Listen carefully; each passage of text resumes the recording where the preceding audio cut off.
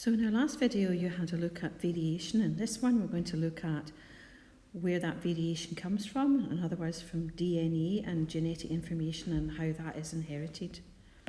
So first of all, what is DNA? Well, it stands for deoxyribonucleic acid, and deoxyribonucleic acid is found in the nucleus of every cell. It's wound up into very tight structures called chromosomes. So a chromosome is a thread-like structure that carries genetic information. And if we have a wee look here for example, here is a chromosome here found in the nucleus. And if we kind of unwind the chromosome, it will unwrap into this helix shape here. This is called the double spiral helix of DNA, and across here you'll see these different coloured lines that are here. These are what are known as bases. They have an order where an A base matches up with a T and a C base always matches with a G, and these bases, these are chemicals and they form the DNA code or the genetic code of life. And when you've got a number of these bases together, or a section of DNA, because this whole strand here is a section of DNA from, if we unwind it from the chromosome, if we take sections of that, these are called genes. So just to clarify there, the chromosome is the whole strand or the whole line of the DNA here, and then if that is all composed of DNA, and if that is unwound and we look at sections of it, that is what is called your gene. And you've got different genes on different chromosomes. So this chromosome that is here will have certain sections that have got these letter codes in a certain order that I was these letter codes that I'm talking about over here. On this chromosome here, there will be different letter codes and different genes, and that is what is giving you your genetic information. So here, I've just said here, chromosomes are split into smaller segments called genes. So a gene is a section of a chromosome that contains a piece of genetic information. So here, for example, here this is meant to be representing one gene. This area here is representing another gene. And the genetic information can be something like a gene for tongue rolling or genes for other characteristics. Now, we inherit half of our genes from our mother and half of our genes from our father. So that means that for every characteristic that you have, there are two genes that control that characteristic. So for tongue rolling, for example, there are two genes, one that comes from your mum and one that comes from your dad, that meet together and decide whether you are a tongue roller or not, and we'll go on to talk about that genetic inheritance. So how are genes inherited? Well, we're going to have a look at these parents here, Homer and Marge. Now, Homer has got straight hair. You would argue that he doesn't have very much straight hair, and Marge has got curly hair. Now, hair curliness is controlled by genes or by the environment. And we're going to be looking at the genetic inheritance here of this. So, Homer, if we say Homer has got straight hair, what we're saying is that every cell in Homer has two sets of genes. And we're going to say in this case here that Homer has got two straight hair genes. And we can show the straight hair gene with a capital letter. And that's how we represent genes, because it takes a long time to write straight hair gene. So we just represent it with a letter. Now we'll talk about when it's a capital letter and when it's a small letter just in a little moment. So because Homer has got two straight hair genes, his genes are made up of these two capital letters. We just represent the gene as these two capital letters. It's not that if we look into his chromosomes we'll see these letters, capital H, capital H. What we would see is the gene for straight hairs. We'd see the order of these bases that I was talking about in a certain order for the gene in order to produce a protein that is involved in producing this straight hair. Now when we have a wee look at Marge, Marge has got curly hair. Now, every cell that Marge has got 2 sets of genes, and we'll just say that she's got 2 curly hair genes. So we show the curly hair gene with a small h, because we refer to curly hair here with a small h, we refer to that as something known as a recessive gene. Now and we'll talk about that in a wee bit more detail in a moment. So Margie's genes, there's 2 of them, she's got 2 curly hair genes, so she's got small h. So what happens when a new Simpson baby is going to be made? Well, Homer will make sperm. Now what happens is, in sperm cells, there is only 1 gene for the hair type, because sperm cells separate out the sets of genes that are there. Normal cells have got 2 sets of genes in them, and what happens is, in making sperm, that those 2 sets are divided into 1 set. So you just have 1 gene for hair type, and Homer only has straight hair genes, so all the sperm, or Homer's sperm, have straight hair. So if we were looking at any of the sperm, it would have, we could think of it as having a straight hair gene there. In other words, a capital H there in the sperm. Or not actually the capital H letter, but that gene there in the sperm. When it comes to Marge, well, Marge makes eggs, and each egg again only has 1 gene for the hair type, and Marge only has curly hair genes, so all her eggs will have curly hair genes in them. So she may produce lots of them. Those will all just have the curly hair gene in them, and we just represent that with the small letter H. Now, when sexual reproduction takes place, in other words, making a new Simpson, we talk about this in terms of a genetic cross. So what we're doing is we're crossing these 2.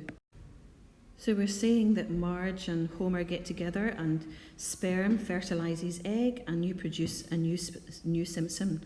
Now we can represent this as a type of diagram called a Punnett square.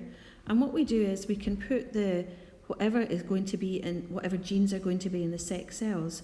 So say for the female, up here at this part here, and then the male here. Now, Marge, we have said, has only got these small H's, that is for curly hair. Homer has got the capital H's. So what we're doing is we're imagining that these genes get together, and when they get together on this Punnett square, the sperm meets the egg. So sperm and egg, and we produce an individual that's got a capital H and a small h. And again here, there's another sperm, another egg, and we produce a capital H and a small h. And here as well, sperm and egg, capital H and a small h, and here. Now, the question we would ask ourselves now is, well, what would all these children, babies, look like? So the new Simpson that's produced, if a gene for straight hair gets together with a gene for curly hair, what type of hair do they have? They've got in here a capital H and a small h representing the straight hair gene, this one here, and the curly hair gene. Well, they all actually have straight hair, and the reason why that is, we say that the straight haired gene is the dominant gene. And what the dominant gene does, if it's there, it masks the effect of the other gene, that is the recessive gene. So the curly hair gene, I said before, is known as a recessive gene. It's represented by this little letter. But the straight hair gene is the dominant gene. And if that dominant gene is there, then it's that characteristic that's seen in the person. In other words, they all have straight hair. We call the appearance of the individual, we call that the phenotype. The phenotype is what they look like. So the phenotype of the children would be to all have straight hair, although you will notice that they have got a little hidden or masked recessive gene, but you don't see that in what they look like. So looking at this again, we can have a look. Well, there isn't really a gene for liking donuts, but we can just imagine there are. And Homer likes genes. So every cell in his body has got 2 donut-liking genes. These are capital D again. So Homer's sperm has only got donut-liking genes in it. Marge doesn't like donuts, so every cell in her body has 2 donut-disliking genes. So her genes are little d. And again, when we look at the Punnett square in making a new Simpson, we find that the only combinations we can get are these capital D's, little d's. So any little Simpsons or new Simpsons that are born have got the dominant gene there, so all of them like donuts. And I think this one here is looking at weight here. Now Marge is a normal weight. Both her weight genes are for normal weight. Her genes are capital N. And if you have these 2 identical genes like this is known as being true breeding. So Marge is said to be true breeding for normal weight. Now in actual fact, weight is controlled by a number of genes, but for our purposes here, we'll just think of it as being controlled by 1 gene. So all Margie's eggs would have, we think of it as this dominant gene there, and she's true breeding. Homer doesn't have a normal weight. He's a bit on the overweight side, so we could think of his genes as being small n. And when making a new Simpson, the capital letter is there, and so all the Simpson children have are normal weight. So you can have a look at this activity here and try and work out what are the characteristics that the children are going to have when they are born, looking at the genes that are here. And you can write that down once you've worked it out. Now, so far, any of the genetic crosses that you have been doing, Homer and Marge have got these genes. See, remember when we did the hair genes like this?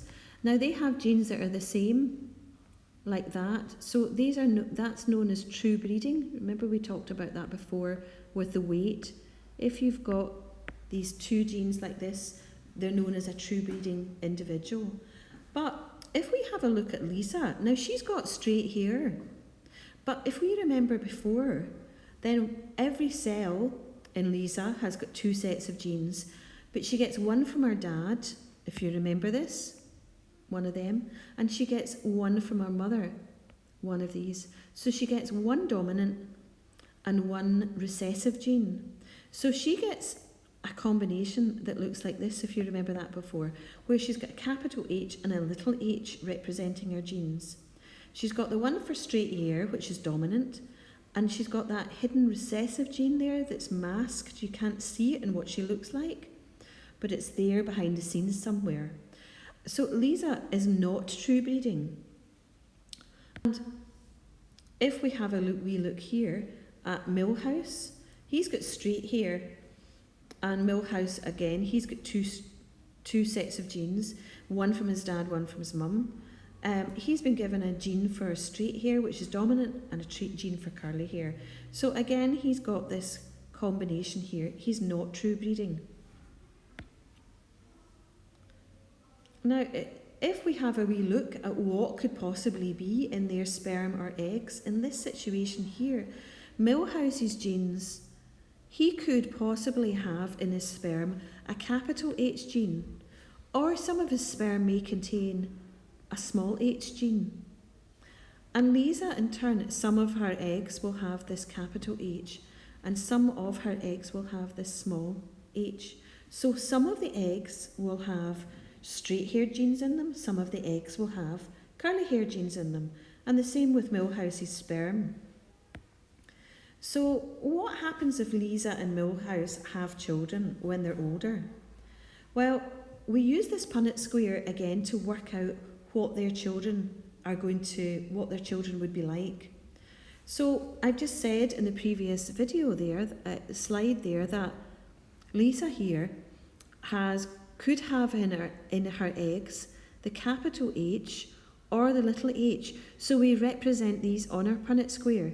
We don't write the capital H that we did before.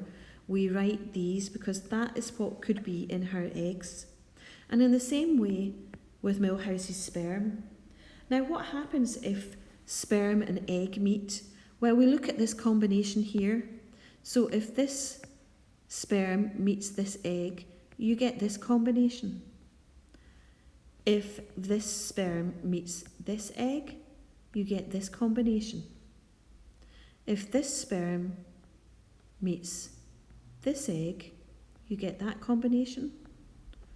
And if this sperm meets that egg, you get that combination. So these are all the possible combinations that you can have. You can have capital A, capital H, little h, or little h. And if we write these out just in a row here, the next generation. So these are what the possibilities that the children could have. Now remember we said before straight hair is dominant. So if that straight haired gene is there, then that will show in what the individual looked like. So imagine Lisa and Milhouse have got 4 children and they've got these different combinations. Well, how many children will have straight hair? So we look for the dominant gene. Here's a dominant gene here. And there's this one here. There's a dominant gene there. There's a dominant gene there. So these 3 individuals would all have straight hair. How many would have curly hair? Well, in order to have the recessive characteristic, you've got to have 2 genes with that recessive characteristic. In other words, you've got to have 2 genes with the little letters. So you end up with 1 individual that's got curly hair. And you get this what is called a 3-to-1 ratio. And that's typical of these sort of genetic crosses where you've got a cross like this. Now what I want you to do is I want you to have a look at this here, and you can try this for the next generation. Try and work out what the children are likely to be like using the Punnett squares that are in your worksheet. And if you are feeling quite confident, you can try some of the extension exercises in your booklet. So from this we can see that not all of Lisa and Milhouse's children would be the same. Remember Homer and Marge, they were the same if it was a true breeding situation. So they're not all the same, and this is because each child inherits a slightly different set of genes from their parents. And this creates variation within families and variations within the population. And you'll have a wee go at what we call a rebop activity, which is looking at these kind of crosses that can happen and creating your own little imaginary creature from these crosses. And that is the end of your DNA and variation.